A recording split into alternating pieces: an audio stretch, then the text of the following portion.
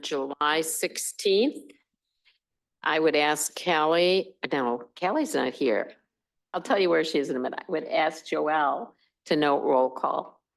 Tashidra is traveling. She said she's going to try and Zoom in. And we're counting for Jim's appearance, so. He's coming. All right.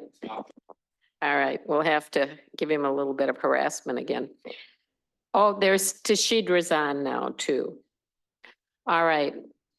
With that, we will move to, I don't have any other announcements other than to say Callie is getting trained as a clerk. She's in her 3rd year. They have a 1-week session, 3 years in a row.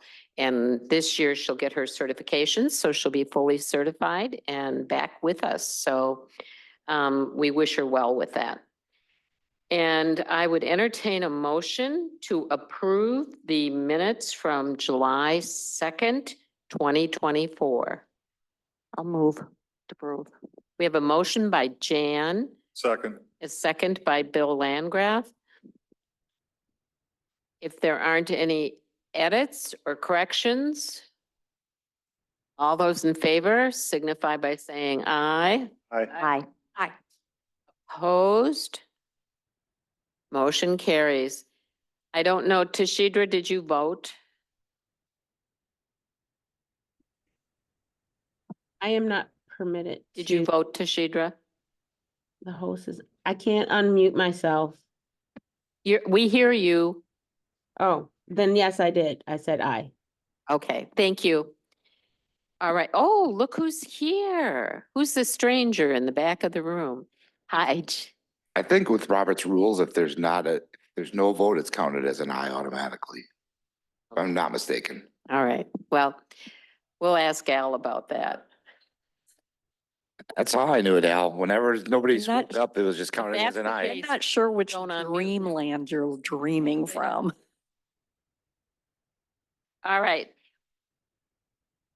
We are going to move to presentation from, nice try, Capital Area Regional Planning Commission. Jason Valerius do I say that right? Is with us, and he's going to tell us about what you guys have been up to and what you're planning. Terrific. How do I get things started here? There it is.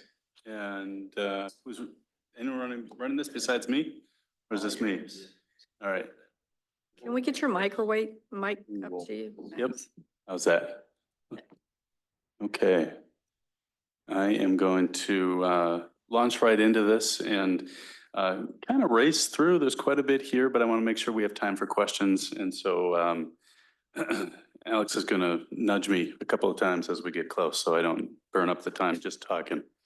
I'm Jason Valerius. I am the Executive Director of CARPC, Capital Area Regional Planning Commission. I am new to this role as of January 1st, part-time, and March 1st, full-time.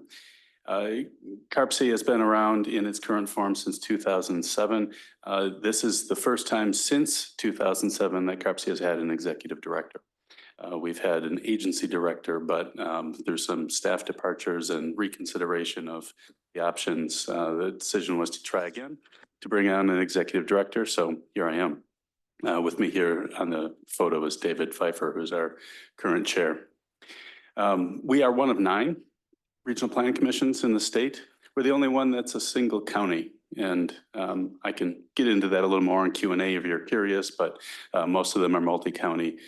We're only one county, but by population, we're kind of middle of the pack. It's a pretty substantial county with a lot going on.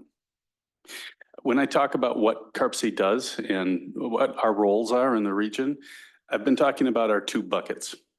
One of our buckets is the responsibilities that we have statutorily as an RPC, as a regional planning commission.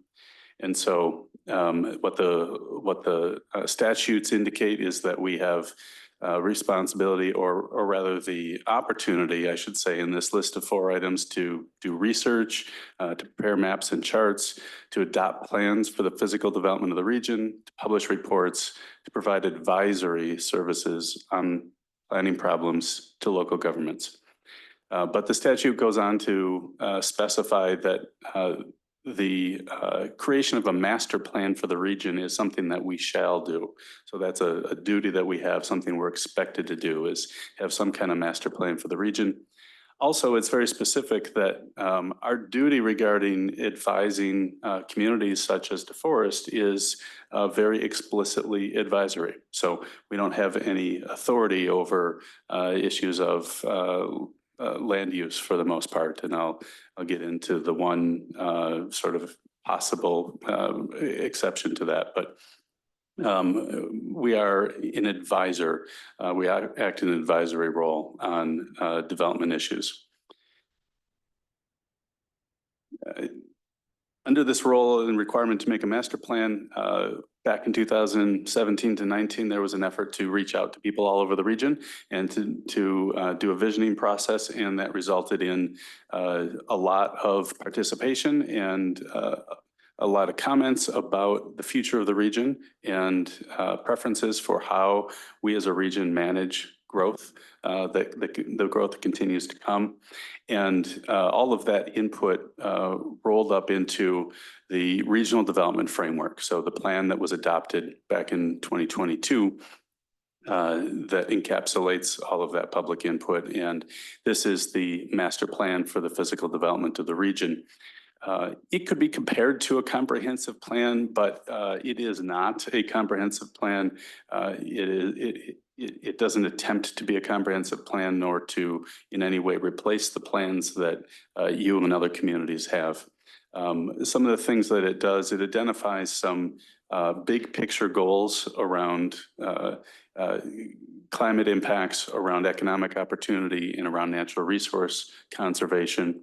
And then a series of objectives. And I call out and circle here the one that's kind of top of the list and what comes up most often, which is increase the percent of development that is compact, mixed, walkable, and where feasible, transit supportive.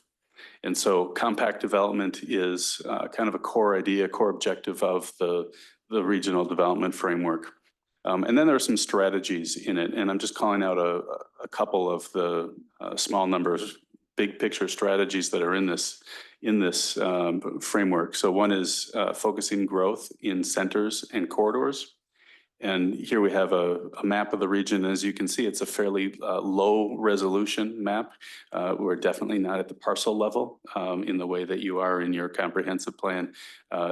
This is an attempt to kind of capture decisions that have already been made or had already been made when we were putting this plan together by communities all over the county and form it into a larger single county picture of development and suggest based on those plans where growth is being directed and to encourage that it be directed towards centers and corridors. Another strategy here is an attempt to always focus on complete neighborhoods. And so complete neighborhoods are defined in the framework as new residential areas that include a mix of housing types, walkable streets, parks, civic spaces, and shopping and services. We do other things too, besides just this regional plan that's sort of, I would say, our plan. We do work for municipalities. So that advisory service can extend to it being kind of an extension of staff for municipalities across the region. So for example, we finished earlier this year a comprehensive outdoor recreation plan for the village of Shorewood Hills. We also happen to have done some, still be doing some work for the village of Shorewood Hills to prepare a forest management plan for them. So a lot of analysis of all their trees. What you see there is a map of their tree canopy where the color coding is indicating new canopy and lost canopy over the past 12 years. So last thing I'll mention under this, what I'm calling our RPC role, our regular RPC bucket is mapping and data is really one of our core activities. And there's a long list of mapping products. If you ever feel like burning an hour or two, just go exploring on our mapping page. If you're interested in maps, there's really a wealth of information there describing natural resources across the county, describing historic development patterns, describing current development trends. There's a lot in there to explore, and that's available for anyone and everyone in the region as a resource. The other bucket that we have is our bucket related to water quality. And where this comes from is federal and state regulations around trying to protect and keep clean the waters of the nation and the state. So under the Clean Water Act of 1977, the state has an obligation to protect its waterways, which it takes very seriously. NR 121 identifies certain parts of the state as designated areas that have substantial and complex water quality problems. Dane County is designated as one of those areas. DNR generally does not administer those water quality plans that are created for these designated areas on its own. It usually outsources that effort so that the process of creating and managing a water quality plan is handled more at the local level instead of by the state agency. And so they contract for that work. And in this case, CARPC is the designated entity that contracts to do that work. And that this role is really the primary reason that we were one of the primary reasons we were created originally as the Dane County RPC back in the 70s. And it was the main motivating reason to come back and recreate as the Capital Area Regional Plan Commission in 2007. So under that role, under that water quality plan, one of the main things that we do and that most people are familiar with is sewer service area planning. And so the sewer service area plan identifies those lands that are already in the sewer service area, those that are most suitable for additional development to be added, and especially lands that aren't suitable for development. So that, and that here's where our role in protecting water quality comes in. As land is brought into the urban service area and to enable urban development, our main role is to keep a handle on what are the lands that would, if developed, damage water quality. And so we're working to protect those lands from development to make sure that there are the stormwater treatment methods in place, again, to protect water bodies. We don't actually, meaning the commission doesn't actually decide on amendments to the water quality plan. Our role is to collect information, accept the application, work with applicants, hold the public hearing, and manage the public input process. And then we make a recommendation to the state. So the state reserves, the DNR reserves, the decision-making authority in managing this water quality plan. Looking specifically here at a map of, and this is capturing both the Forest and Windsor. So that outline is the urban service area up here. You're seeing in green all those areas that have been identified as environmental corridor. And so as lands come into the area, we are identifying lands with that need to be protected to protect water quality and designating them in the area-wide water quality management plan as environmental corridor to ensure their continued protection. So that's the most typical role. And you guys have had a couple that have come in since I've been involved and since I've been on CARPC. So you've had two amendments come through at the north and south ends of the village. Other things that we do that kind of fall into both of these buckets, they're about water quality. They're also about planning. We do green infrastructure planning. We've done a lot of work in the Black Earth Creek watershed to plan for improvements to protect from flooding and to preserve water quality there. We have on our staff, Allison Madison, who is a specialist who focuses entirely on the SaltWise program, which is actually a statewide program that happens to live with us. And when I mentioned to our staff that I'd be here today, Allison asked me that I specifically give you guys some kudos because you really, as a village, have been active participants and doing a great job with doing what you can to reduce salt use on roads and pavement. So you've been sending public works staff to training, you've been hosting training, you've actively reduced how much salt you've used. So thank you for all those efforts to protect waterways. Judd? Yes, good work. A topic that some of you may have heard of that's kind of hot with us right now is that we're working on another type of amendment to the regional water quality plan, the county water quality plan, and that's related to the Madison Metropolitan Sewerage District, which has been since the 90s sending some of its effluent back to the city of Verona, back to the Badger Mill Creek, as a deal that was worked out when they wanted to start sending their wastewater to Madison rather than build a new treatment plant, which is a fairly common occurrence as regions grow, that those services are consolidated.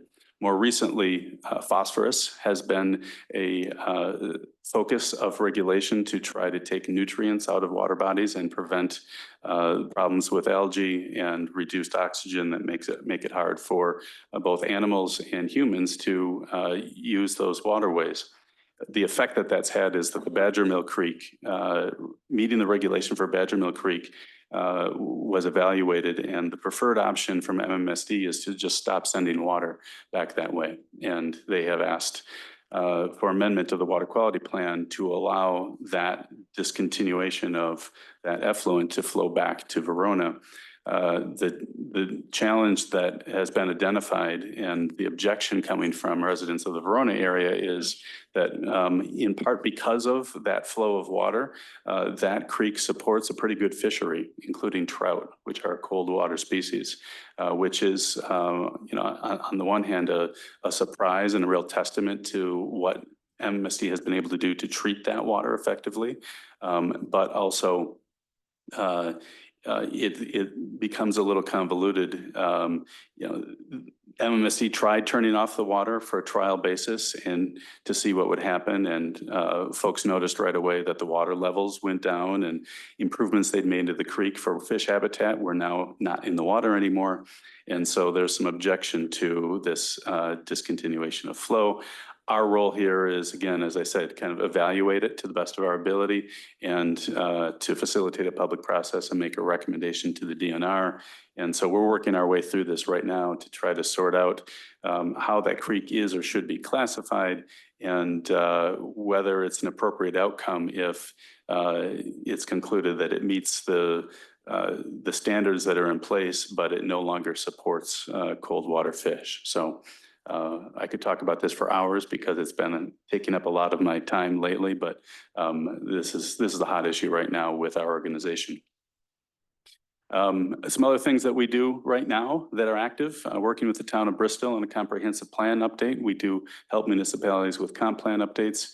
We're working with the city and town of Sun Prairie on a boundary agreement. And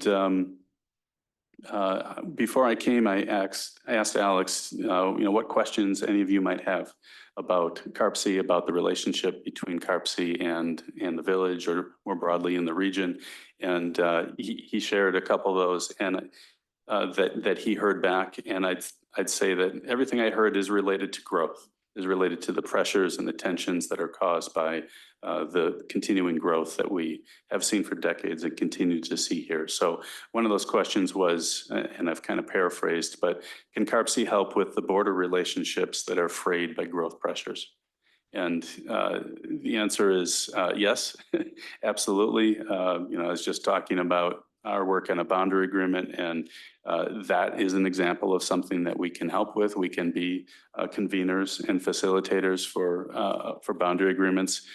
we like to and would love the opportunity to participate in comprehensive planning, to be part of, say, a focus group between neighboring municipalities as part of a comprehensive plan process, whether that's yours or a neighbor's. We have a history of doing growth area planning. Some of you may be familiar with the term FUDA, Future Urban Development Area. And that's really been something that our organization has led. More recently, we are looking at flipping the script a little bit and us participating in processes that local jurisdictions are running and leading. And so we're doing that right now, for example, with the city of Fitchburg, where they've got 2 neighborhood planning processes looking at growth areas within the city. And we are, CARPC staff are sitting on their steering committees. So active participants to help provide a kind of a regional perspective and play a role in those discussions. And there's some interesting discussions there. And of course, we do find different ways to do public outreach and provide information that helps people understand just what's going on with growth, with the housing needs of the region and of communities, to talk about extraterritorial powers. So when we talk between neighbors, especially between cities, villages, and towns, there often are misperceptions or lack of information about how extraterritorial powers work. And so that's something that we can help try to clear up. The other question that I heard was, how do regional land use strategies apply in Madison versus, and I'm paraphrasing again, but in Madison versus DeForest versus the town of Vienna? And we've got this regional plan, but these are very different places that are all within this region. And so how do we take this regional plan and have it make sense in these different places? And I would answer that by saying that I think the principles in the plan are fairly universal. You know, we are looking for more compact growth. We are looking for people to have ways to safely move around where they live and get to the things that they need. But the application of those principles always has to be context specific. And so the questions that you immediately start to ask as you talk about, well, what's appropriate in this location versus that location is, first, is there sewer and water available? Obviously, that has a big impact on what can be developed and supported. Is there transit available? That has an impact on how much space is needed for parking and whether you're dependent upon vehicle ownership for people to live there. And then fundamentally, it's the issue that you are all very familiar with, which is what will residents support? And so, we don't get to create a plan that we can impose on you any more than you can create a plan and just tell your residents what they're going to live with. It's very much a conversation that you continue to have with your residents, project by project and plan by plan, about what feels right for us as a community, and that differs. That's not uniform across your community. So what makes sense in one part of the community doesn't feel right and wouldn't be accepted in another. And so it's site specific, it's context specific, and context matters and design matters. And those are conversations that need to be had on an ongoing basis as you manage how development occurs in the region. So that's the presentation, and I'd love to answer questions and have some discussion. All right, thank you. Questions? Bill? Yeah, one of our priorities in the village is the quality of the Yahara River. Recent storms, as you've been aware, we do the best we can with our urban area water runoff, especially, stormwater. DNR's mandate 20 years ago for stormwater management is we've been following that. We had to deal with massive amounts of very dirty water, phosphorus, nitrogen, pesticides, soil from lands outside of our boundary. They pass through and end up in the Yahara River. Not only is it causing us water problems, say we're neighbors and my downspouts are pointed right at your house, causing your basement to flood. That's a civil matter. How would you guys be able to help us in a situation like that? It's definitely I would refer to it as a very active, long-term, ongoing regional discussion about how to handle all the sources of runoff and pollution that we're dealing with. The Yahara watershed is, there's been quite a bit of effort though. So I just came here directly from a meeting of the Clean Lakes Alliance. I'm a member of the community board for the Clean Lakes Alliance and, which has been, they're thinking about the lake. So they're downstream of you, but it's the same, a lot of the same problems that are showing up in other ways when it gets there. The regulations that are imposed upon MMSD to deal with phosphorus are the things that have motivated, I would say, more action than we've ever had before in farmland, where there's money on the table to actually pay farmers to take on new practices in terms of filter strips and to try out no-till farming practices and to restore stream banks so that they don't erode as much.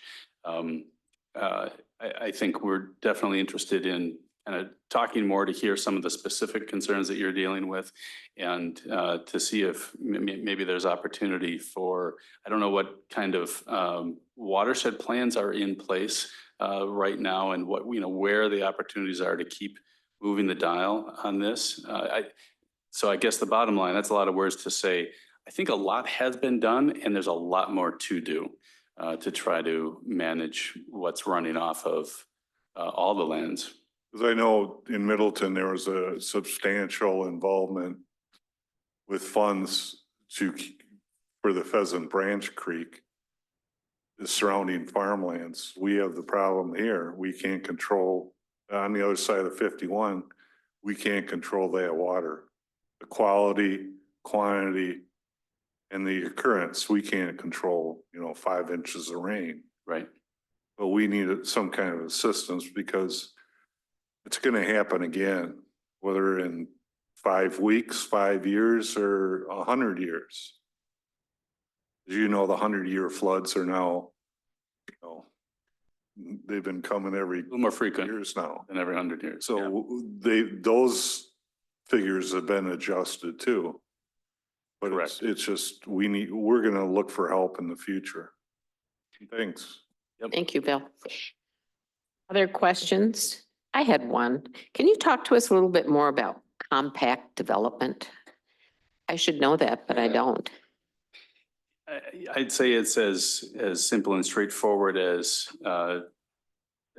working to be more land efficient as we grow. And so it means having the mix of attached unit housing versus detached unit housing adjusted more so that more units are attached. It's about single family home sites being smaller. It's about allowing for a mix of uses either within sites or within buildings. But it boils down to using less land for the same amount of development and land use. Thank you. That's helpful. Rebecca? Yeah, I was interested in what you were talking about. Even though it doesn't directly impact us here in DeForest, I think the concepts of what you were talking about related to the MMSD affluent to Badger Mill Creek.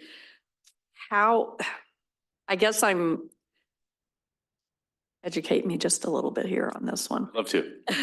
So Verona has water that they want to get rid of, or wastewater that they want to get rid of. So they're sending it to Madison. And then Madison is filtering it, whatever, and sending it back.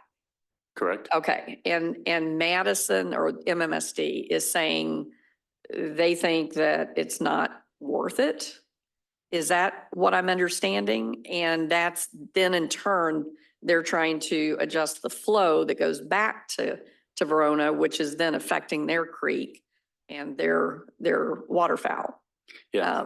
So how do you help the parties find the balance, the right balance, so that they can maintain their creek and their access to fish, versus I don't know if it's financial needs or what it is with Madison not wanting to send that water back. Yeah, so to explain just a little bit more what's happening here.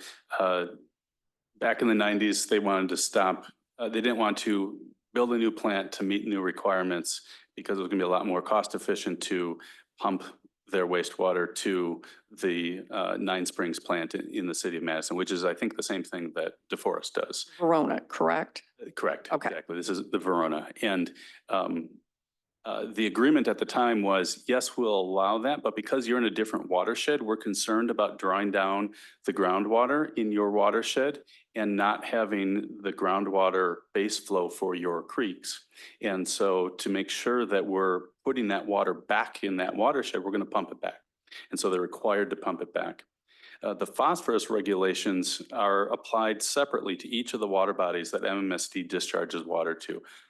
80% plus of their wastewater goes to the Badfish Creek, which is in the Yahara River watershed. And so it's within the watershed. That's where your water ends up after it leaves here eventually.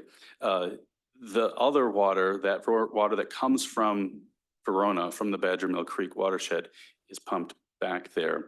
And they have to meet the phosphorus standard by some means there and here. Here, they're doing adaptive management. They're doing the practices, working with farmers. There's a lot of farmland on which other things can be tried to reduce phosphorus.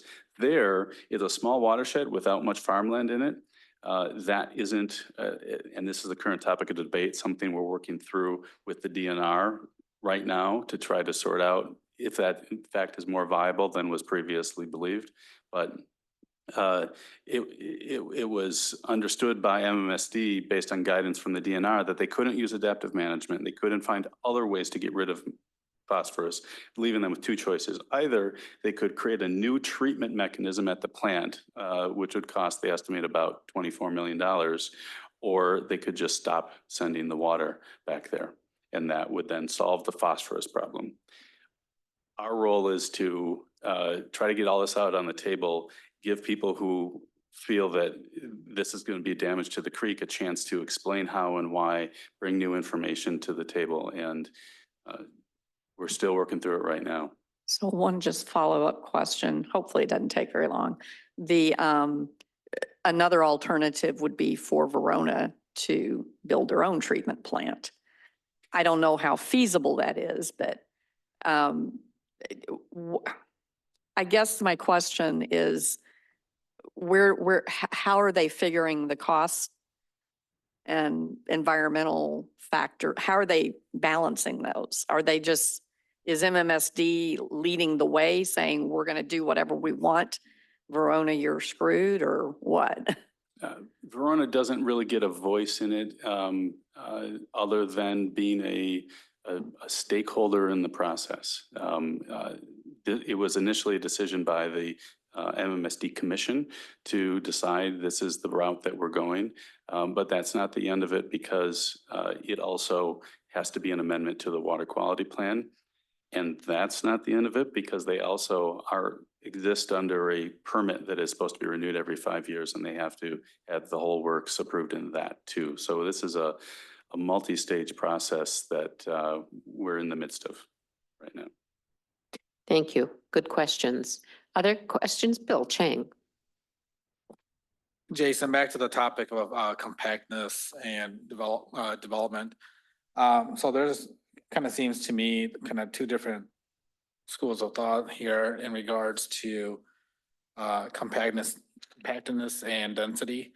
Can you talk to the pros and cons of whether it's compactness or having larger single-family residential lots as it relates to water quality and then storm flow control?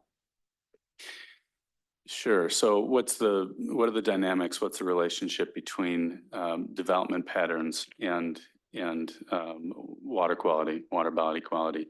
I think that I would argue that it is easier to achieve and maintain water quality if we are developing less land. But we should also understand and acknowledge that as we develop more compactly, there is a higher percentage of impervious surface in where we develop. And so the methods that we use to make sure that we're meeting the stormwater management standards in terms of the rate of runoff, the volume of runoff, and the quality of runoff, it can require more intensive facilities than you might otherwise need, or more highly designed facilities, because you're trying to fit them in with other things when we're talking about more compact development. But also keep in mind, of course, that you have more tax revenue and development dollars at hand to make that work too. So on a cost benefit analysis, I think it's neutral at worst, and generally I think better. I don't know exactly what the commonly accepted sort of threshold is on for very low density development. For example, if you've got a home on 10 acres, the stormwater impact of that home itself is negligible, because it runs off onto the land around and it's going to soak in. And as lots get smaller and smaller, at some point, you just have exceeded the capacity of the balance between the pervious and impervious for the to say, well, if it were just a little bit less dense, then it'd be better for stormwater management. We wouldn't need all these facilities.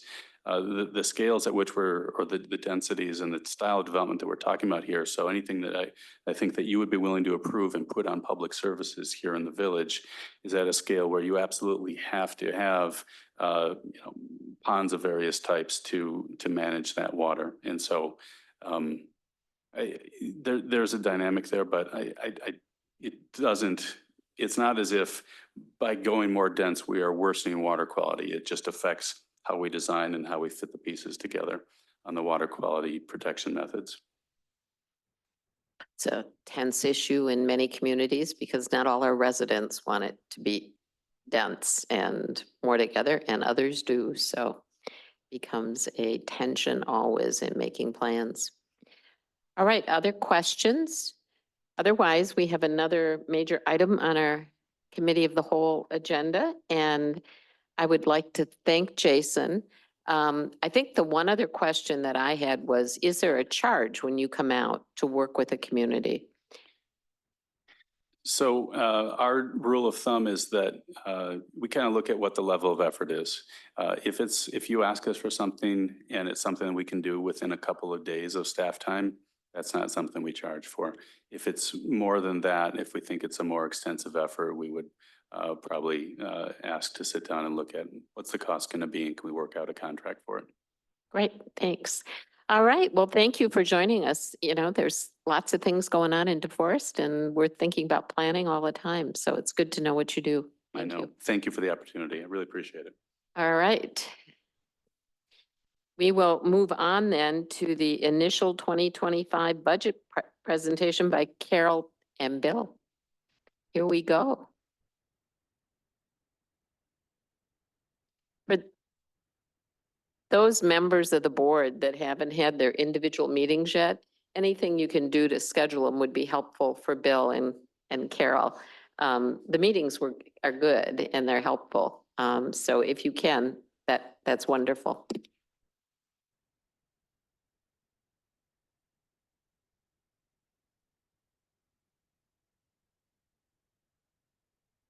Ooh, pictures. I do well with pictures. I like them. Spreadsheet. Carol put the charts together, so give her credit when it's due. Thank you, Carol. So this represents our kickoff to the 2025 budget preparation, and hopefully culminating in a approved budget for next year in that November timeframe. So this presentation, the first couple of slides here will show kind of the current status of the village and where our finances are in regards to where taxes are spent, and relationship between assessed value and property taxes and the mill rate. So I know that a lot of you have interest in that. We've provided these slides as part of the listening session. There are two of them. One was conducted last Thursday, and then the second one will be this Thursday at the library. And then as part of that listening session, we had a discussion with those in attendance in regards to resident priorities, any kind of financial suggestions at the point. We engaged in discussion on opportunities for the village and then discuss what the process looks like. With that, I'll hand it off to Carol for the next series of slides here, and then we'll jump back to me. Okay, so for these listening sessions, we decided we would just start off by letting people know or just reminding people that when you come into Village Hall to pay your tax bill, the village does not keep all of that money. We are kind of a pass-through agent for 3 other taxing entities. So the village actually only keeps 31% of what you pay on that tax bill. And then we show them the money that we do keep and how we spend it, how that gets allocated through the various departments of the village. As you can see, over 30% is spent on public safety between the police department, the fire, and the EMS. That takes up a good chunk of what we collect. Outside of that, I mean, you can see 12% goes to public works, 10% to general government, 21% of debt service is for the most part keeping your roads in good shape. And then we do have 7% going to parks, recreation, and natural resources. We do love our natural resources around here. And then 9% to the library. So that's, you know, pretty good breakdown of how the money we collect is spent. And then we talk a little bit about the relationship between assessed value and taxes, because we know people panic when they see their assessment has gone up a lot. And so I try to remind them that if you are part of the existing households, even though your assessment may have gone up 7% like it did the last year, your taxes aren't necessarily going to go up 7%. So I tried to explain a little bit about that relationship. And I show that the houses that existed on 1/1 of 2022, we had value of property in the village of $1.7 billion. And we needed to collect $11 million to cover our costs. So we had a mill rate of 6.29 per $1,000 of assessed value. When you go to the next year, so on January 1st of 2023, those houses that existed before are now worth almost $9 billion. So it was a 7% increase, but we also added some new properties. So we brought in, through new growth, another $79 million in property value. And even though we needed to collect $600,000 more in taxes, those new properties were able to provide us with $743,000. So because those new properties were now also paying taxes, the existing properties only needed to provide an extra $165,000 in taxes. So it ends up being only a 1.5% increase on the municipal part of the tax bill, even though the assessments went up 7%. So I'm trying to remind people that the growth in our community is helping to keep the taxes down for those existing properties. And then I went on to just kind of show some examples of different households at different levels. If you had, for example, a $400,000 house on January 1st of 22, when your assessment went up 7%, and now on January 1st of 23, your house is worth $428,000, it doesn't necessarily mean a 7% increase in your tax bill. The taxes on that house only went up $37 from year to year because your mill rate went down from 629 to 596. So hopefully that helps ease people's ears a little bit when they see their assessment went up. So I know how we like to compare communities. So the next series of slides here is a comparison of us with Dane County municipalities. And you can see here that of the comparable cities and villages here, the village's current mill rate is at $5.96 per thousand. Hey, Bill, I'm sorry to interrupt, but could we share the screen so just Tishidra could Oh, sure. see what's on there? I Sorry. don't have a mouse, so. Okay, I'll do Thank it. you.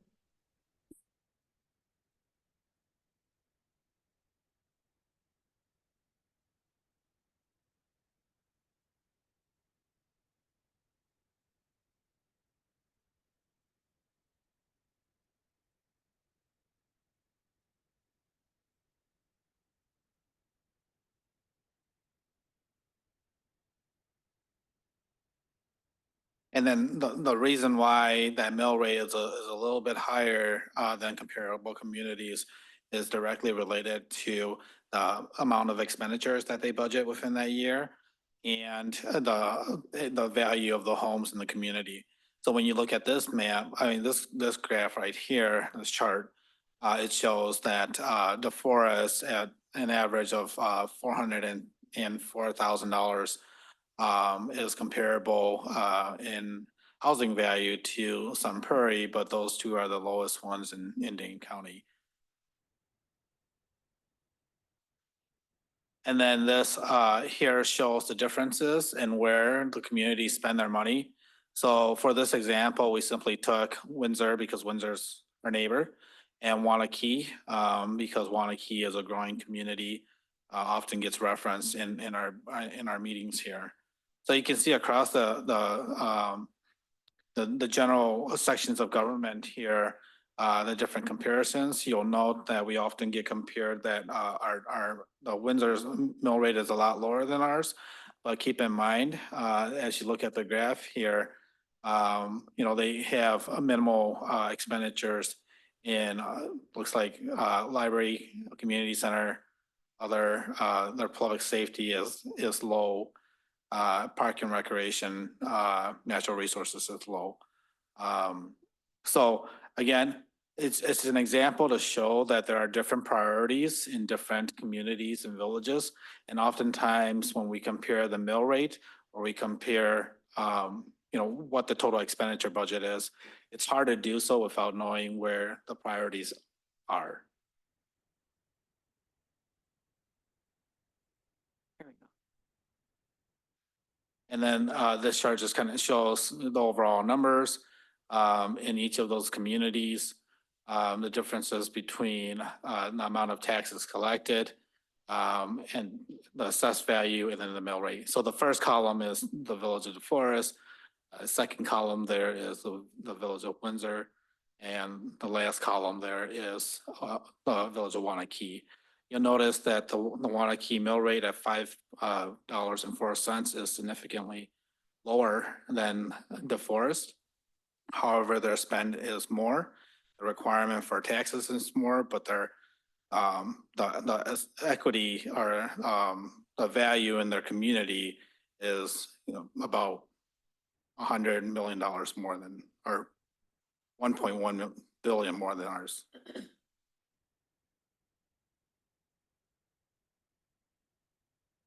So this is a look into strategic goals and objectives. This comes directly from the strategic plan that you all participated in. I'm not going to read through all of these, but as I've highlighted, there are certain themes that come out of that. High quality of life, that small town feel and social connectedness, creating attractions and events, providing a safe and family-friendly community, high-quality utilities, multiple transportation, streamlined development process, and again, high quality of life, exceptional trail system, and stewardship of natural resources like the Yahara River. And so it's very much address, the strategies are addressing quality of life, level of service, right? And that's what makes our community desirable. And if you go back and look at where the money is spent, public services, parks and natural resources, public safety, that's really addressing quality of life issues. Next slide. Oops. So as we discuss this every year, and we start to talk budget, we have an indication of, what we see as major impacts of the budget. And, there are significant amounts of challenges, for the next year. And so as we go through this process, we intend to have these conversations with you, seek the direction from you as to where we will eventually land, and where then to prioritize how we spend. So same as every year, salaries will be a major impact. We've discussed in the setting before the pay equity issues in certain sections of state departments within the village, primarily public services, recreation, library, fire, and EMS. Two of the items that we'll have to address this year, we're currently in a negotiation year for the police department collective bargaining, and we're working through that right now. There will be some concerns in regards to the fire and EMS budget. They are having an issue right now with the revenues, as particularly Medicaid, Medicare, and uninsured. And so there will be a hole there that will need to be addressed through first and foremost with the fire and EMS board, and then with each of the municipalities thereafter. We've spoken with the senior and community center. We know that they're gearing up for a 5% increase. Health insurance, we assume, and what we're hearing is about an 8 to 10%. For dental insurance, we don't expect change this year. Last year, if you remember, we went to a self-insured plan. And last year we anticipated that there would be a 4 to 7% jump this year, and there wasn't. That's all related to claims. We've already been informed from our provider for managed services, managed IT services, that there will be a $60,000 increase to our contract. That's 50%. And so we are looking at options of potentially bringing that in-house or RFPing for different services, for a different vendor. So more to come on that. So just before I jump to this slide, we have not heard back in regards to property and liability insurance yet. So as costs of materials continue to go up, we expect that the property insurance and coverage will trend in that direction. We usually don't see any numbers until later in the year. So on the revenue side, we expect to see equalized values to be released August 1st. So coming soon here with the equalized value, we'll understand what our net new construction will be. If I remember correctly, through the building permits and looking at our building permits, we're about $90 million in construction value. So we'll trend that way. Looking from the slides, I think we had about 76 last year. So we're about the same amount. The interest rate, our CPIU averaged over 12 months, will be also an impact to our expenditure restraint program. If you remember, the expenditure restraint program adds that interest rate onto 2%, even if our net new construction is beyond the 2%. And so we expect those numbers to be known September 15th. Next slide. So that concludes our presentation here with 5 minutes left, 6 minutes left. Now for discussion. I just wanted to say that, first of all, the way that you put the presentation together, especially on the taxes and the assessments, I think you guys did a really good job and took a lot of complex information and made it easy to understand. And I thank you for that. And my only question is, can you tell me again, what does debt service encompass? Well, Primarily, it's just it's our borrowing from year to year. So that's just the portion of our taxes that's used to pay back the debt that we've taken on over the years. So for the most part, that handles all our capital projects, all our infrastructure. For the most part, keeps the roads in good shape. And to add on to that, so I remember that our strategy is about $2 million in borrowing each year, which impacts is the mill rate or the tax side. I think we're paying, 2.5 to 3 million off every year. And so we replenish that in order to keep that steady. Yeah, I would concur with what Jan said. I thought the presentation was well done and pretty informative. Two things. One, something's kind of struck me as you were talking through this, and as we grow, we must also have a corresponding growth in our services to accommodate that growth. And I think that's an important factor that a lot of people sometimes miss when we're talking about budgets. I don't like increasing budgets, but I'm also very cognizant of the fact that in order to maintain our services, at least at the level that we're doing now, sometimes we have to go up a little bit.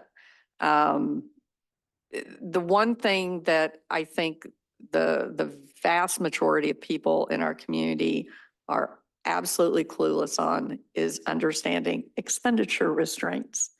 I would like to see maybe at the next cow, I don't know, at some point soon, a more detailed explanation.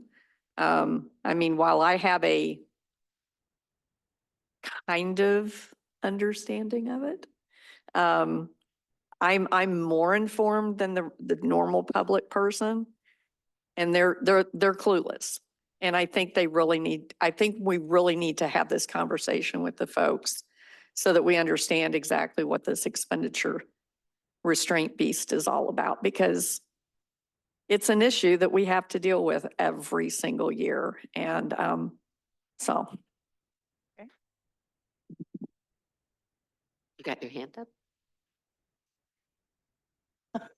I didn't mean to be rude, Rebecca. I was just trying to get her attention. Hello. Would you I was like- at our first budget listening session with the public out at Hooper Construction. And specifically asked Bill to explain or try to explain expenditure restraint to the people that were there. And it's hard to do. He explains it and Carol translates. Talk into your mic. Oh, I'm sorry. But yes, he does they do explain, and if the next session is coming Thursday, I'm sure they will again. They do explain expenditure restraint. It was very interesting to me that one of the residents there didn't even realize that MATC had a cut of the tax bill. And I brought up the issue too of, you understand why we can't not increase taxes? And it made sense to the people that were there. It was really cool. I just wish there'd have been more people there. Yeah. Well, maybe they'll get used to us doing them and we'll see more next year or at this next meeting. One question that I see you, Bill. Can we get those slides? So the slides were supposed to be a part of the packet, no? They weren't. They were? Okay. Are they? Yep. Okay. And then I think Never some mind. charts will help assist in explaining that expenditure restraint program. Okay. Bill. Not a question, but more of an observation. I didn't attend the first listening session. I'll come to the next one, but the questions people ask, and it's valid, and some people don't know where they live. They live in Windsor and think they're DeForest. That's one thing. But like, it comes up Highway CV. Why is it in such terrible condition? Why did I rip out my tire? Or Highway V, stuff like that. They don't understand that. And your graphic showing the breakup of dollars can help explain, but it's $5.2 million we're sending to Dane County. And where's our value? Our portion, I can explain to people in the village the value that they receive, whether it's snow plowing, police protection, or our great parks and trails. But Dane County increased their budget 15% last year. Did we see any increase in our value? That's $5.2 million is a big chunk of money. And, you know, when we have people come, Dane County says you gotta do this, do that. Do we see any money coming in? What does Dane County do for us? Well, the courts and the sheriff and RPC and things like that, but you know, we have to, our residents have to deal with Highway CVV. They keep pushing it back. And I have to explain the value that they get for their taxes. And I can only talk for the village. And maybe we need our county supervisor to explain where 15% budget increases are giving us value. And would it help? That's my rant. Thanks. All right. Thank you, Bill. Tashidra, do you have a question? No, not a question, just more of an addendum. I just wanted to say thank you for the presentation. It was great once I was able to see it, and I'm glad it was in the packet. I think I really appreciate the listening sessions for the community. And I think with consistent repetition, I think we'll get the information out there and it'll be disseminated, and also being able to put some of the really good talking points on the website for individuals to be able to reference. It is really hard to get to those sessions. And so just having an area where community members can go and trustees can send people as like a recap or a brief synopsis, if you will, of the big talking points, just so that we can be on the same page collectively as we continue to disseminate this information, so that individuals in our community can get a better understanding of what the budget process is and where all the monies go as we utilize them. Thank you. All right. We have, I think, gone through all of our questions, and I can tell we all needed and appreciated this presentation. So here we go for the year. We are at 6:01. I would ask staff quickly if they have any updates they need to share. Bill? I'll reserve mine for the DCCVA update. Okay. Carol? Yeah, I just wanted to let you know quickly, we had a successful bond sale on June 20th and we received the funds on July 9th. Our purchaser was TD Securities USA LLC out of New York, and our interest rate was 3.448%, which was pretty close to what we were expecting. So we feel good about the sale. Good. We're on track and can move forward with our projects for the year. 3.448%. Yeah. All right. That's good news. Chief Olson's not here. Judd? Alex? Joelle? Reese? Just quick, our fall winter guide, we're planning to release it next Thursday, with registration opening the following Monday at 10 a.m. So we're in the thick of it right now. Thank you. All right. Well, we don't have a closed session with close, so unless there's any other business to come before this body, I would entertain a motion to adjourn. So moved. We have a motion? Do we Second. have a second? Second. All right. Did you get those names, Joelle? Jan was second. Rebecca was first. All right. All those in favor signify by saying aye. Aye. Aye.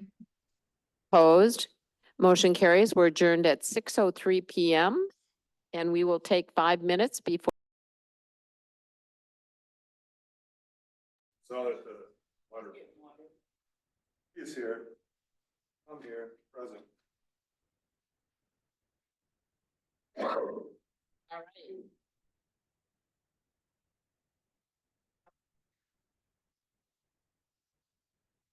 Yes, the pledge.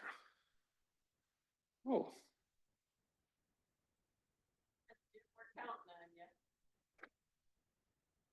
We're gonna have to get you one of those electric scooters. Yeah. Yeah, he does. All right, now that he's in the room. We'll call the meeting to order at 6:11 PM on Tuesday, June 18th, 2024. It's the regular village board meeting. I would ask that Joelle note roll call. And I would ask Jim while he's standing to lead us in the Pledge of Allegiance. Pledge allegiance to the flag of the United States of America and to the republic for which it stands, one nation, under God, indivisible, with liberty and justice for all.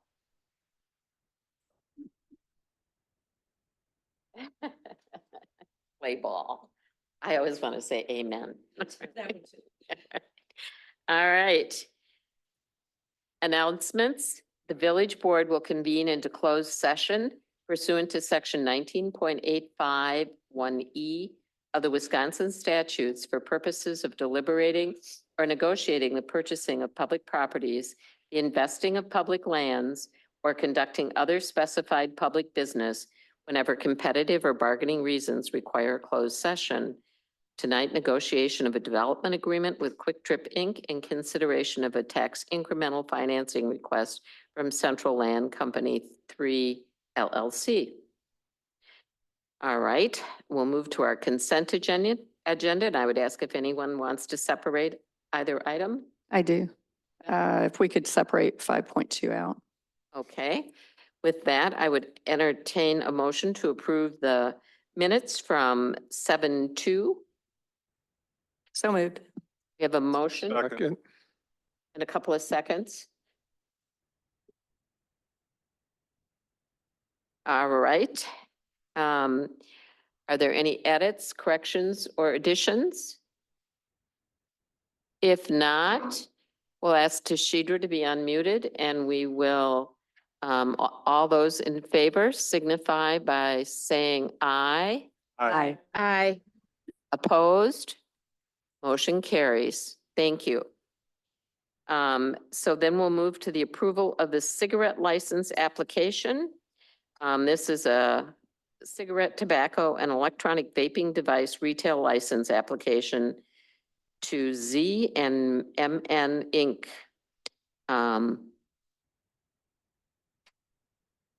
Does anyone have any knowledge of this? Chief's not here. We have a copy of it, the application. Thank you. Can I ask a question about it? Sure. Do we know, because I think this is related to the business that's down by the grocery store, but it looks like they're talking about a place up the road here by the El Allegra or whatever it's called. Am I missing that? Is it the same company? Have they got a lease or? Hi, No, that's- Jaden. Go ahead. Can you hear me? I can hear you, Callie. Hi. Hi.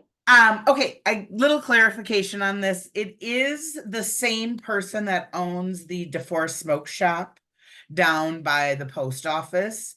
And they are looking to possibly open a second next to El Alegre. And they are waiting for, my understanding is they don't currently have a lease. They are waiting for if the license is approved or not to move forward with the lease. Okay, so this is for their new shop. Correct. Okay. And the name of it, the corporation is Top Shelf, or will the business be named that, or? The business would be named Top Shelf. Okay. Stay on the line. Any other questions? for Yep. Callie? So- Dan has. So just to clarify, they would Yeah. keep both locations? That's correct. Okay, thank you. Okay. Bill? We have the ability, what criteria do we have to deny them a cigarette license? I would defer to Al. The requirement for vaping licenses and cigarette licenses has changed with recent legislation, and I'm frankly not totally up on that. It just got passed in the last couple of months. And I didn't even know it was effective yet. But generally, if the applicant is qualified, and it's like a liquor license, if you have an applicant who's qualified, you have to have some rational basis for denying the application. I don't know what basis that would be because I don't know enough about the applicant. Okay. Rebecca. So Al, just to clarify, one, ideologically, I'm against it. Okay, we know I'm going to be voting against it because I'm against tobacco. That said, why would it even come to us for a vote if we basically don't have much of a say so? The new law requires an investigation of the applicant to make sure that they're qualified like you have with liquor licenses. And if there were some basis based on the applicant's criminal record, history, and that type of thing, you could deny the license. And do we Okay, know, thank you. Callie, what Chief of Police has said about this, what Chief Olson said? They did conduct a background check and there was nothing found on that check. Is that helpful? And there, as far as we know, I see Tashidra's hand, okay. Have they had any violations at their current shop? None that I'm aware of. Okay. Tashidra? Were you done? Tashidra? Yes, Right. one more. It takes a minute to unmute. I gotta find the button when I have shared screen. The only thing that I was gonna say before I could make any decision, Al, you said that there was a new law passed in the last couple months. I would like to know what that new law is and what the requirements are in order to make an educated decision. And really not be capricious in what I say, and just following through with the due diligence. Like I would want to know what are the changes, what are our responsibilities as trustees, not only to new businesses that are trying to expand, but also to the community in which we represent. Can based off what she said, which I think is a very valid point, I would move to table until we find out more about the new law and the effect. All right, we have a motion to table Okay. and a second, but before then, Al? I was just going to say, I'm happy to look into it. It's on my list of things to do when you people stop having developers wanting to build everything that gets built. So I will Don't you have 24 hours we don't have? I will accelerate that on my list of to-do items. I don't think so. We'd all appreciate your willingness, but, all right. We have a motion and a second to table this till we get more information. All those in favor signify by saying aye. Aye. Aye. Opposed? All right, motion carries 6-1. Thank you. We will table it until we get more information. All right, we're going to move to public appearances. The next public appearance is Bernard Coxhead.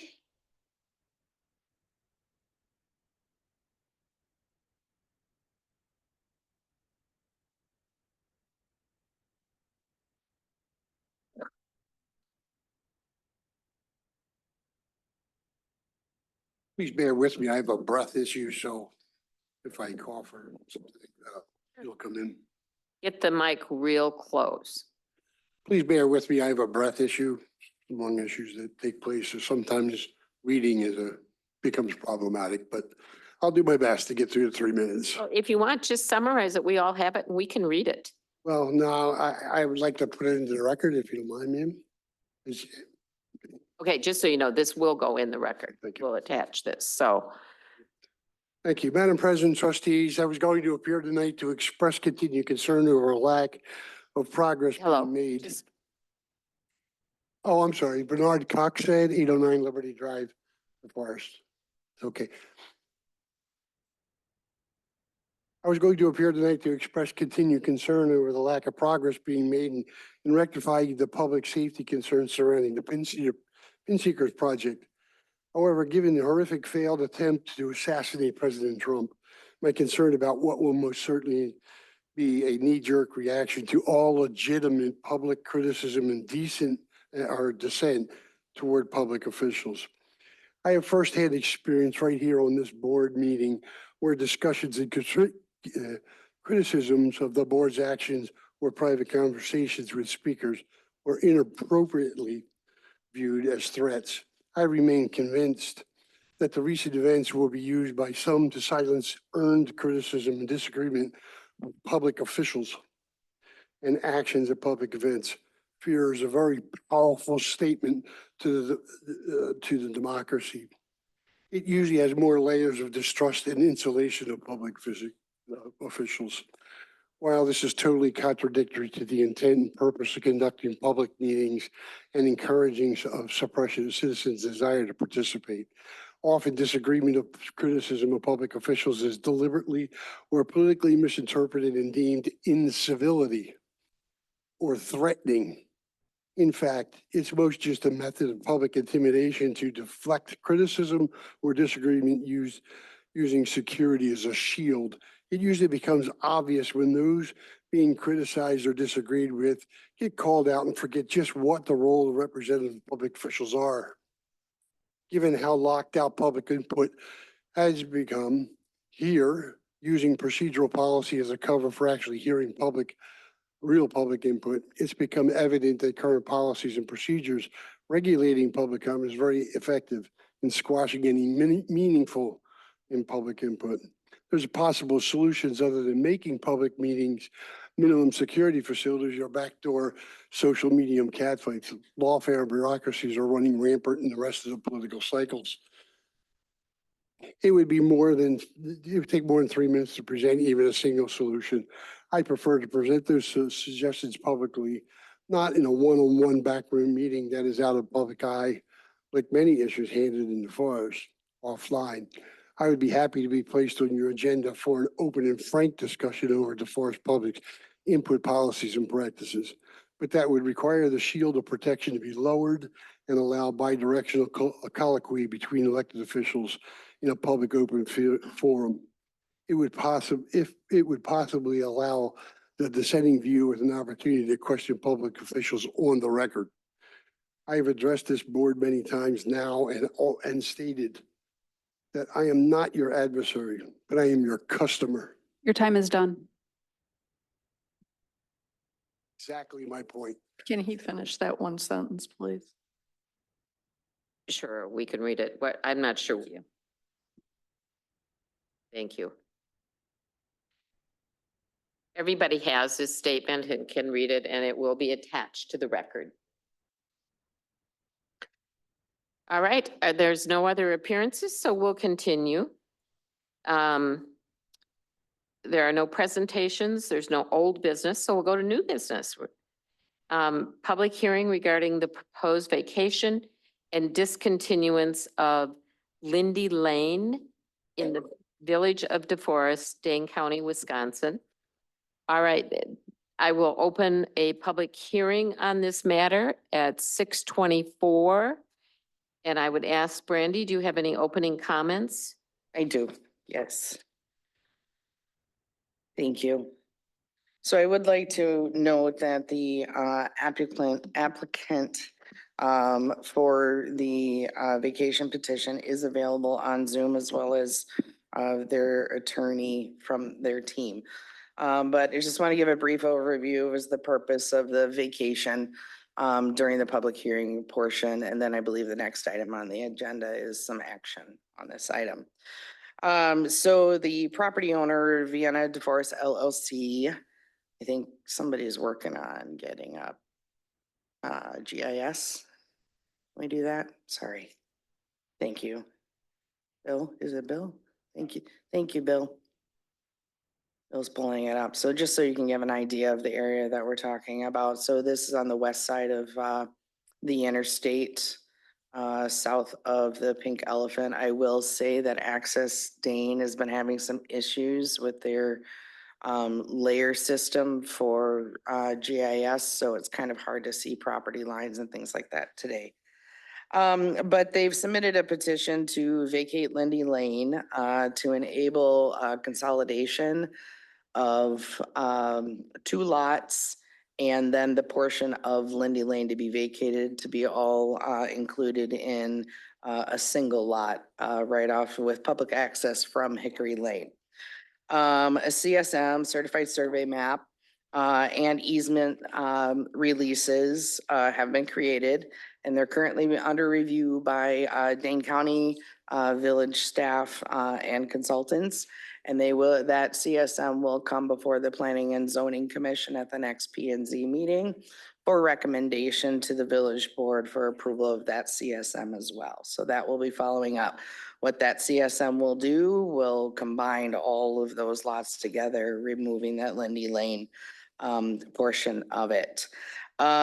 Because lot 1, which is hard to tell now because like I said, our mapping's not working, but it's a small sliver that's kind of abutting the interstate area, and where Bill has the pointer right now is where Lindy Lane currently is designated. It's not built, it's not in there, but it's designated for future development.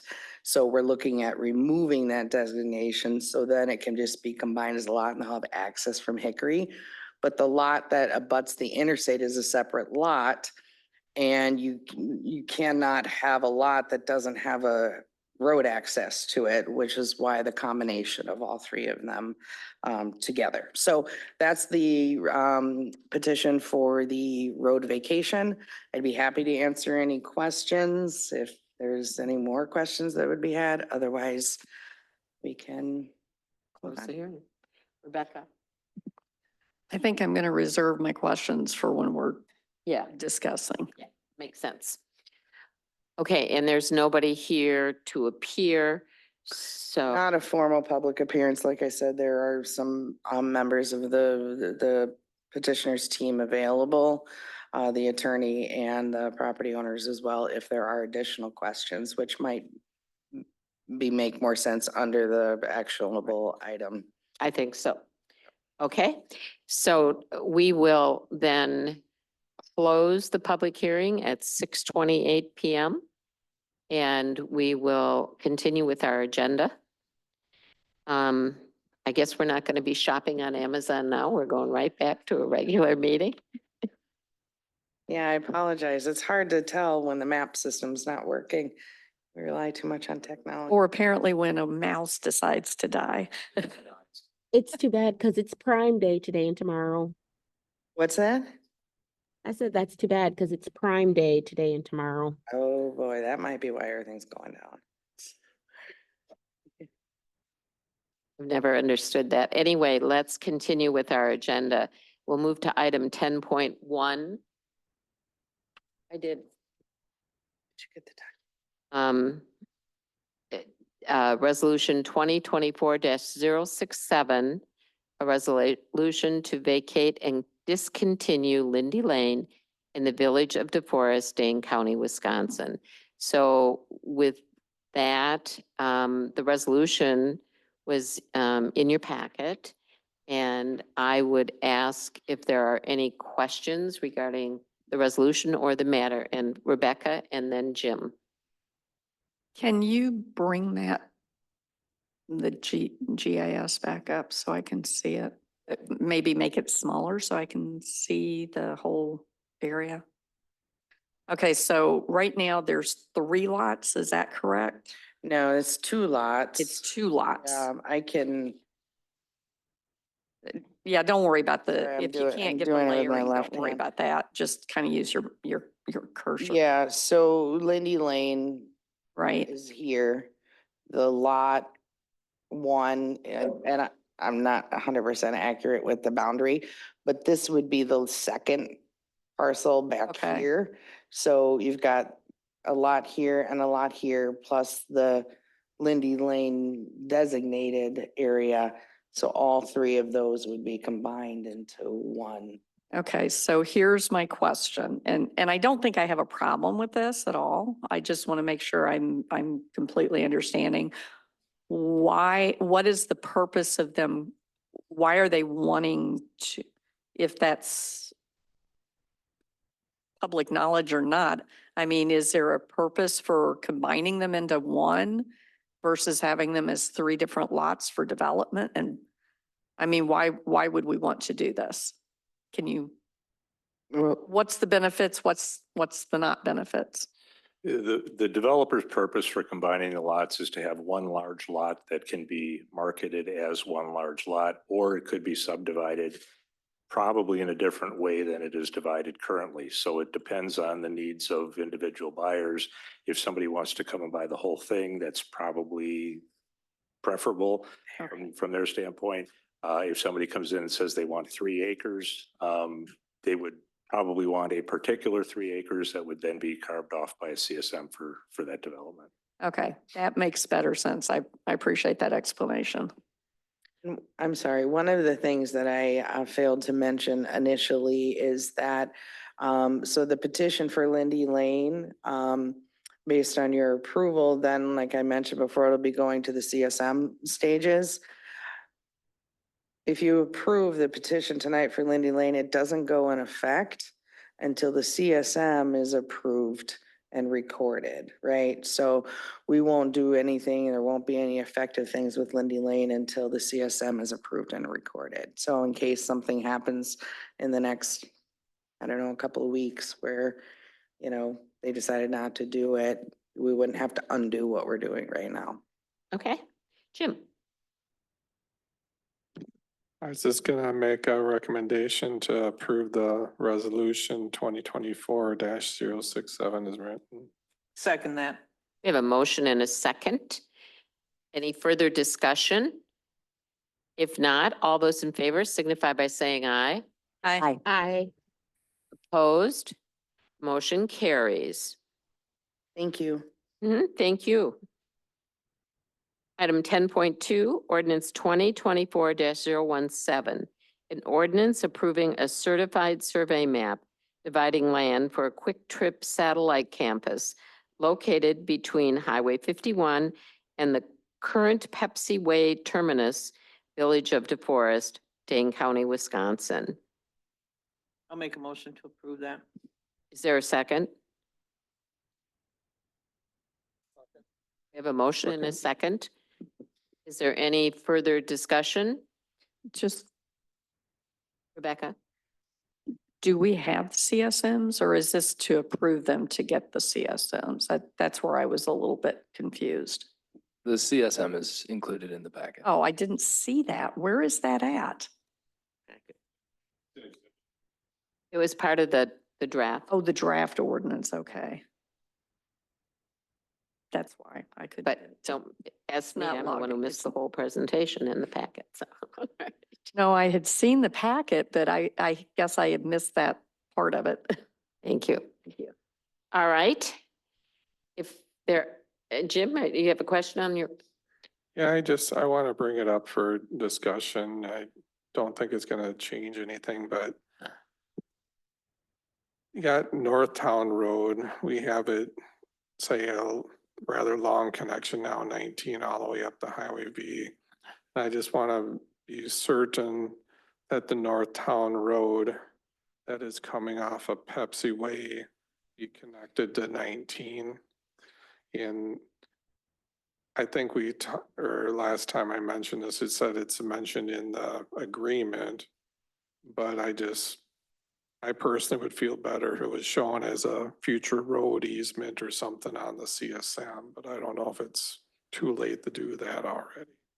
So, well, I guess Al can talk about it, but I just wanted to affirm what you were saying. I think the development agreement will likely address some of that concept. And if you note in Mark's memo, obviously P and Z recommended approval of this back in May.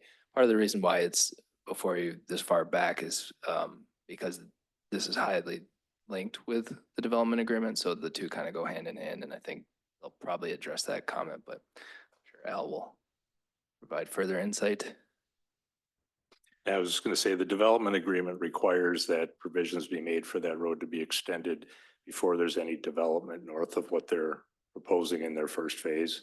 So we think that having all that land available for development, but not being able to develop it without putting the road in is enough of an incentive that they'll make sure that that gets put in. Part of the hesitation right now in creating an easement is that the specific design and location of that road could shift a little bit based on the re-subdivision of the upper part of that parcel, the northern part. So they didn't want to tie that to a specific easement until they know what their development plans are. Okay, thank you. I don't know if that really assures it to me because I don't really see how it can shift a whole lot when we've got really two tangents with the roadway, but Jim, your voice is trailing off and I'm not hearing. I don't see how it can shift a whole lot because we have pretty much two tangent lines that are gonna intersect, so I don't see it moving a whole lot. That's why I was. I don't see it moving a whole lot either, but if it moves a little bit, that's going to affect the location of individual lot lines.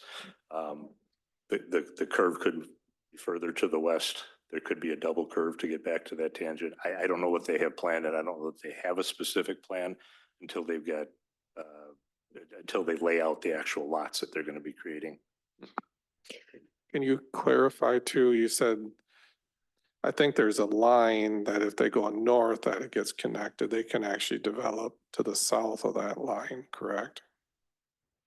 Or is it any development past these? I believe it's that first 40 line. I'd have to look back at the agreement to see if that's exactly what it is.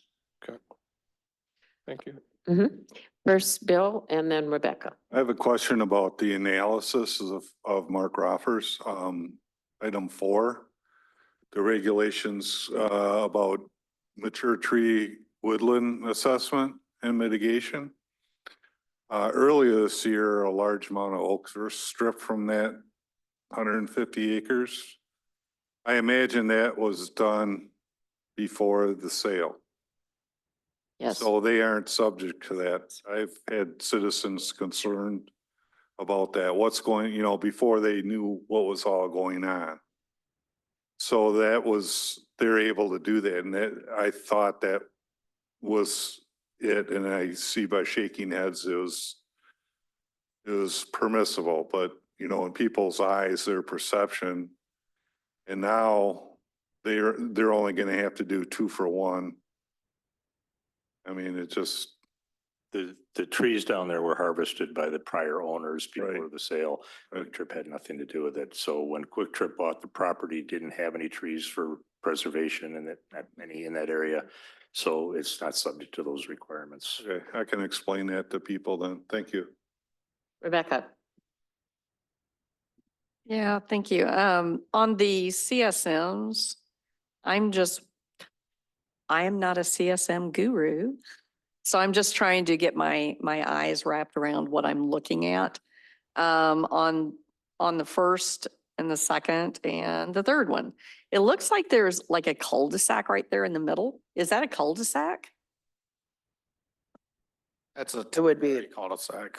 Okay, so is that going to be extended all the way out to 19 eventually? Yes. That's correct. That's what the development agreement states, that if development happens north of that north boundary line, extended to the Highway 51, then whoever developer at that time, whether it's Quick Trip or signed by Quick Trip, put in that road. So is it that road when it gets extended that would end up having a stoplight at it? Or am I misunderstanding that? Yeah, so there's currently traffic lights at the intersection now, the connection from North. Oh, that's Road right, yeah. here, northerly to that intersection. But it would be to that intersection. Right. Okay, thank you. I just wanted that clarified. That was Jim's question. What he was asking. How did I not understand that that was my question? All right, I think we've got that one answered.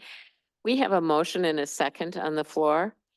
And if there are no other questions, I would ask all those in favor to signify by saying aye. Aye. Aye. Opposed? Motion carries. Thank you. Item 10.3, Resolution 2024-068, a resolution authorizing the village president and clerk to execute amendments to development agreement and supplemental, cost sharing agreement with Cascade Development LLC. Bill is the staff person on this, and this was in your packet. We've had some discussion about this previously. So I would ask if, Bill, you wanted to say anything, otherwise we would entertain a motion to approve. I can say something, but I think Rebecca's got her hand up. Just one question. Has anything changed since the last time? Or is this just finally bringing it to us for the actual approval?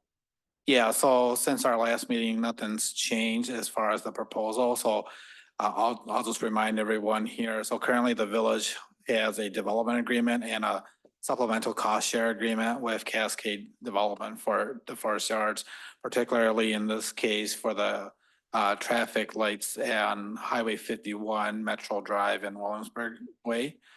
As part of the original agreement, it was intended for the developer to enter into an engineering design contract, and then the village not reimburse him until after construction. Working with DOT through this process and understanding the time requirement or of the materials, I think it's I want to say a 20-week wait for the traffic light poles. It would have meant holding on to these costs for an extended time plus interest off of that.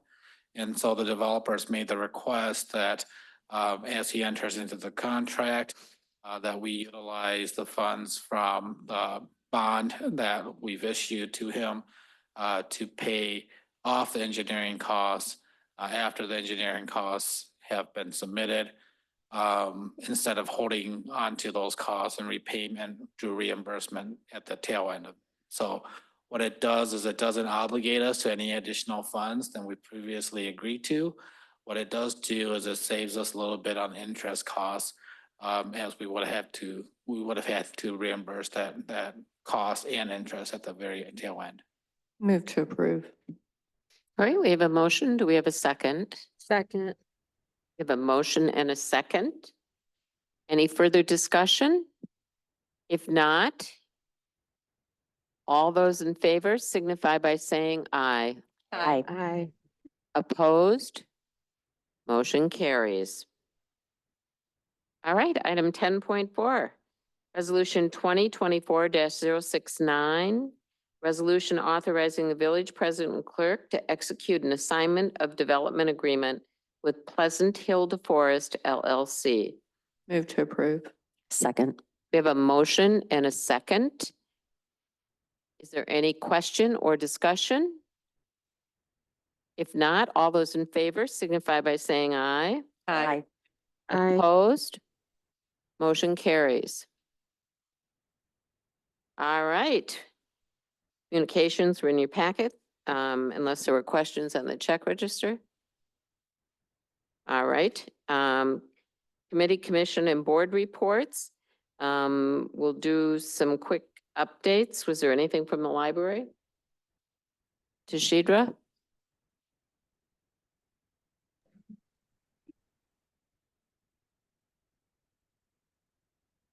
All right. No, not at all. Okay, thank you. Is there anything from Public Safety Commission? Colleen? Just that we approved 6 operators licenses, that was about it. Okay. DeForest Area Community and Senior Center? Just, there's still been ongoing discussions. And I think this has been brought to the village staff before about the road there. The extension is at Main Street that goes in there, and then the parking that Evco uses. And the community center still gets complaints from some of the residents. And then in some cases, the sidewalks being blocked. I don't know if there's anything that we can do about it, but I know it's been brought up before and it still continues to be a problem. Go ahead. We did stop in and talk to EFCO, try to reach out to them to say, hey, can you make sure they're not blocking the sidewalk? Our next step would be to talk to our friendly police officers and they can start issuing citations. And I think EFCO folks that we talked with there seemed like let's go ahead and do that. So that'll be our next step if it's still occurring. Thanks, Jed. Okay, thank you. Development, CDA. Rebecca, Alex, you want to give that report for us? Sure. We received our formal final amended approval letter from HUD for our Section 18 disposition. That was the big ticket item in open session. The rest of the meeting was closed session activities. Thank you. I think that this is almost done with Section 18. We've been talking about it for years now. All right, Planning and Zoning Commission. Jim, do you have anything? Yep, just a couple things. We talked about a proposed amendment, actually Sixth Amendment to the PDP for Conservancy Place. We talked about that here too. That was for different additional units and swapping of land for the most part. A couple other things was the Lindy Lane vacation or discontinuance that we just had here, and also setting a public hearing date for TID 6 plan amendment. That's everything for the planning and zoning. Okay. And Public Services? Public services, Bill gave a presentation about the core values, civility and conduct, which went over real well with the committee. Late fee structuring for the, I guess, the league portion of our rec programs. We discussed that and likely implementing that. That's currently with staff to investigate. There is talk of sanctioned organizations and how the deal was, say, scheduling of time with, I guess, everybody for our green spaces and also funding as far as how we deal with that. We passed on a letter to recommend, I think it's coming to the village board, the recommendations for the Dane County Park and Open Space Plan. So we'll probably be seeing that, I'm guessing, next meeting.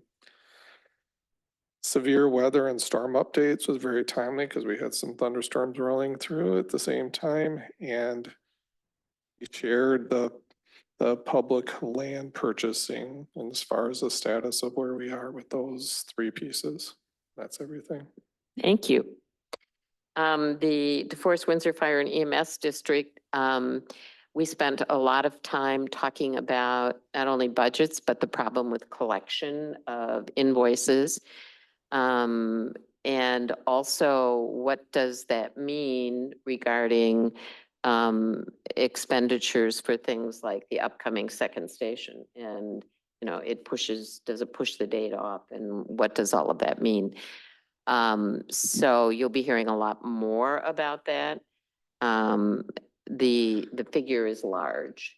And so we have to figure out what we're doing about it. So we'll be bringing, I think, a presentation to all of you at some point, but it's an important discussion because we got to pay our firemen and our EMS workers, and it's actually become a very competitive field. So we appreciate all the support that you all have helped us give the fire department, but we're going to have to figure this one out. One of the points that's been made repeatedly, and maybe this is just me simplifying too much, but you know, we have structured our whole fire department over the years as a volunteer fire department, and it's not anymore. We don't have any volunteers. We have, you know, paid on call and full-time staff and very highly certified EMS workers.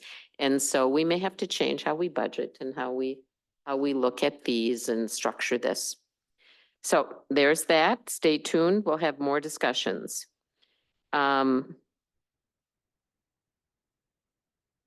Yes, Can I just add one positive note from the fire board meeting? absolutely. American Packaging had a fire up there recently. They were so grateful for how little damage the fire department caused in putting out that fire that they made a $5,000 donation to the fire department, which is going to be used to purchase large ventilating fans and foam that will be pertinent to the special needs that APC has.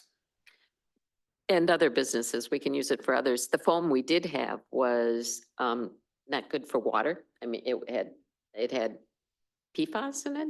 Yeah. And this doesn't. So that's a good thing, right? But they did a really good job with that fire and saved the equipment and saved the building. And so that's all good. The committee, commission and board minutes were in your packets. I'm going to refer to Bill Chang for the DCCVA report. Yeah, so a couple of weeks ago, 2 weeks ago, there was a DCCVA presentation on mental health. That's one of the strategies. In addition to their business meetings, they have these workshops, presentations that they bring in a specialist or they bring in a presenter to talk about current events impacting municipalities. More recently, earlier this week, I met with the Executive Council of Cities and Villages served by MMSD.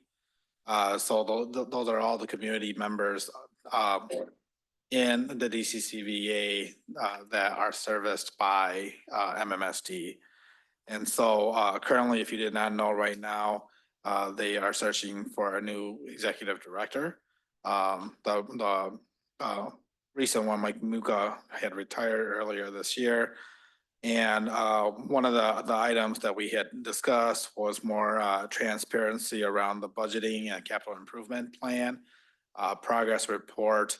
As you remember, they are on a 5 to 6 year plan here to shift to a funding mechanism of funding upfront instead of going to borrow, and that then has an approximate 9% increase over those 6 years annually to its member communities. And so it's a heavy burden for communities, and the Executive Council is asking for more accountability in regards to communications and communication of what's being done, when it's being done, and how those dollars are being managed.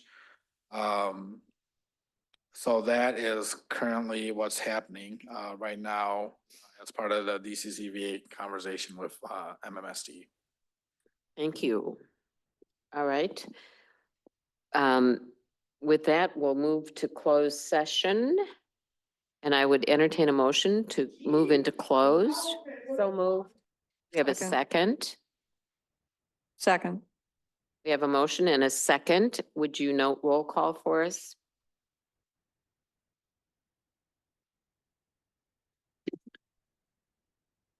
Deidre, Aye.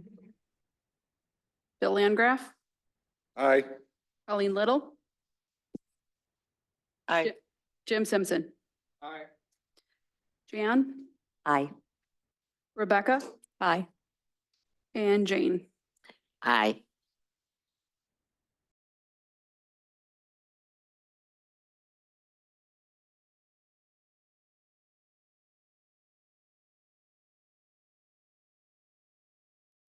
I can't hear anything.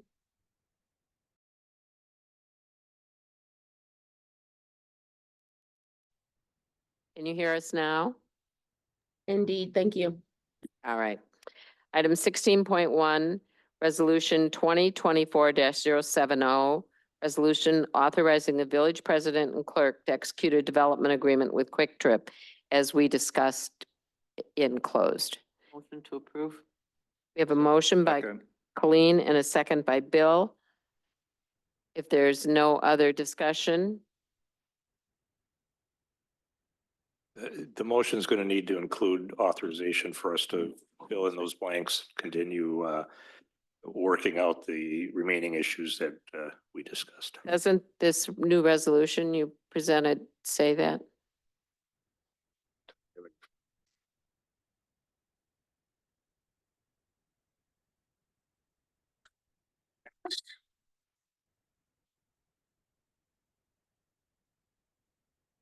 Never mind. You were right. Are we good to go? All right. All those in favor say aye. Aye. Opposed? Motion carries. Thank you. All right. I don't know of any other business, so I would entertain a motion to adjourn. Motion to adjourn. Second. I have a motion and a second. All those in favor signify by saying aye. Aye. Opposed? Motion carries. We're adjourned at 8:07 PM. Thank you. Have a good night, all.